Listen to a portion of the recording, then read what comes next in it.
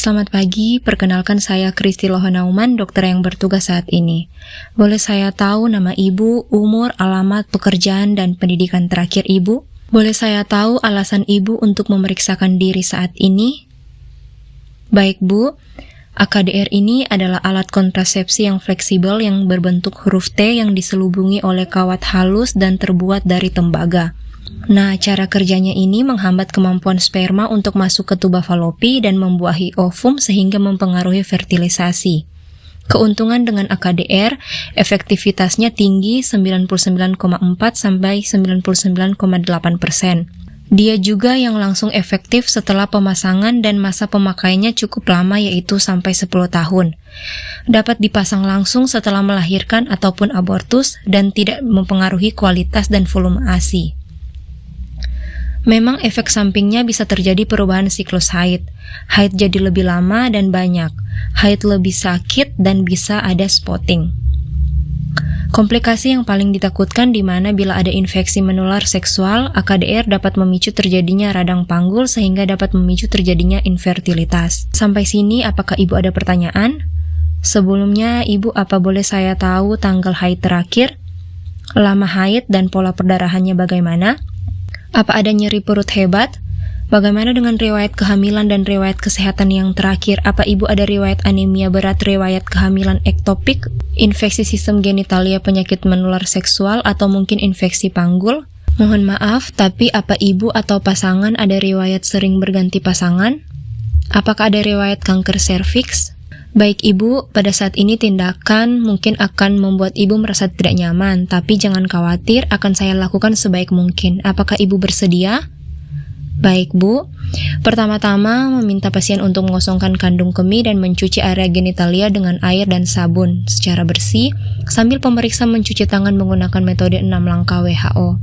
Kemudian minta klien untuk duduk di meja pemeriksaan dengan posisi litotomi, lalu inspeksi dan palpasi di daerah perut, apakah ada nyeri benjolan atau kelainan lainnya di daerah suprapubik. Kemudian setelah itu kenakan kain penutup pada klien untuk pemeriksaan panggul, lalu atur arah sumber cahaya untuk melihat serviks, dan kemudian atur penempatan peralatan dan bahan-bahan yang akan digunakan dalam wadah steril dan pemeriksa memakai sarung tangan steril. Setelah itu inspeksi area genitalia eksterna dan palpasi atau raba kelenjar Bartholin dengan menelusuri labia mayora kiri dan kanan untuk melihat apakah ada benjolan atau nyeri. Lalu ambil spekulum dengan tangan kanan, oleskan jeli dan buka labia mayora dengan ibu jari dan telunjuk tangan kiri, lalu masukkan spekulum dalam keadaan tertutup, putar 90 derajat sehingga tangkai mengarah tegak lurus ke bawah, atur tuas dan kedudukan spekulum, kemudian amati porsio serviks. Lihat bentuk, ukuran, dan warna, kemudian lihat juga sekret dari vagina. Setelah itu, lepas pengungkit, putar spekulum 90 derajat, melawan arah jarum jam, kemudian keluarkan secara hati-hati dan letakkan di bengkok yang berada di meja instrumen. Berikutnya, lakukan pemeriksaan bimanual di mana masukkan jari telunjuk dan jari tengah tangan kanan ke dalam vagina, dan tangan kiri secara lembut menekan daerah suprapubik, pastikan gerak serviks bebas dan tutukan besar dan posisi uterus, dan pastikan tidak ada infeksi atau tumor pada adneksa. Lalu lakukan pemeriksaan rektovagina bila ada indikasi seperti kesulitan menentukan besar uterus retroversi atau ada tumor pada kavum douglasi, lalu keluarkan jari dan perhatikan apakah ada darah di sarung tangan pemeriksa.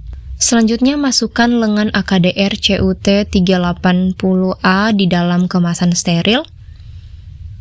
Kemudian dengan menggunakan sarung tangan DTT yang baru, pasang spekulum vagina, ambil dengan tangan kanan, kemudian oleskan jeli, kemudian pasang spekulum dalam vagina untuk melihat serviks, yaitu buka labial mayora dengan ibu jari dan telunjuk tangan kiri, kemudian spekulum putar 90 derajat, kemudian atur tuas sehingga porsio serviks dapat terlihat. Setelah itu usap vagina dan serviks dengan larutan antiseptik 2-3 kali, kemudian buang kasa pada tempatnya, kemudian setelah itu jepit serviks dengan tenakulum secara hati-hati pada arah jam 11. Setelah itu masukkan sonde uterus dengan teknik tidak menyentuh, yaitu secara hati-hati memasukkan sonde ke dalam kavum uteri dengan sekali masuk tanpa menyentuh dinding vagina ataupun bibir spekulum. Kemudian setelah itu ukur kedalaman kavum uteri pada tabung inserter Geser leher biru pada tabung inserter, kemudian buka plastik kemasan steril. Setelah itu angkat tabung AKDR tanpa menyentuh permukaan yang tidak steril. Hati-hati jangan sampai inserter terdorong. Setelah itu pegang tabung AKDR dengan leher biru dalam posisi horizontal. Kemudian lepaskan AKDR dengan menggunakan teknik withdrawal, yaitu dengan menarik keluar tabung inserter sampai pangkal inserter dengan tetap menahan inserter. Lalu keluarkan inserter dan masukkan kembali ke serviks sampai terasa adanya tahanan.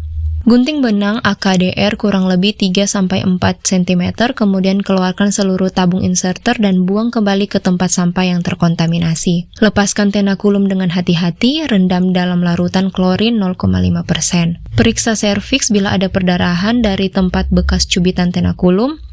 Tekan dengan kasa selama 30-60 detik, kemudian keluarkan spekulum dengan hati-hati dan rendam dalam larutan klorin 0,5%. Celupkan sarung tangan dalam larutan klorin 0,5% dan kemudian memberitahu kepada pasien bahwa pemeriksaan sudah selesai, ucapkan terima kasih kembali dan cuci tangan menggunakan metode 6 langkah WHO.